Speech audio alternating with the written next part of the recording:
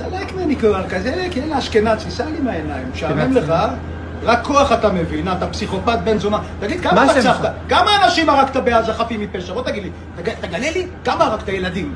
בוא תגיד לי כמה תינוקות וילדים הרגת בעזה. האמת שלא הרגתי אף אחד. לא הרגת אף אחד? לא נראה לי, כי אתה נראה פסיכופת שהרג הרבה אנשים. נראה. כמה? תגלה לי, בוא. וואלה. כמה? אתה יהודי? הרבה? אתה יהודי? בגלל שאני מדבר ככה אני יהודי, אתה לא יהודי. אתה יהודי אתה? אני יהודי כי יהודי הוא איש מוסרי, לא כמוך. אשכנזי רוצח, שאוהב לרצוח ערבים, נכון? אתה אוהב את זה. אתה אוהב לרצוח, זה בגנים שלכם לרצוח ערבים. כן. בגלל זה אתה לא מוכן להגיד לי כמה הרגת. אמרתי לך שלא הרגתי, אתה משקר. בגלל זה גם כשאני שואל אותך, אתה שואל אותי אם יהודי, כי אתה חושב שיהודי הוא עליון שיכול להרוג אחרים. ככה אתה חושב. חפים מפשע, ככה אתה חושב. ככה אני חושב. נכון. כן? מה שתגיד. בטוח. אוקיי.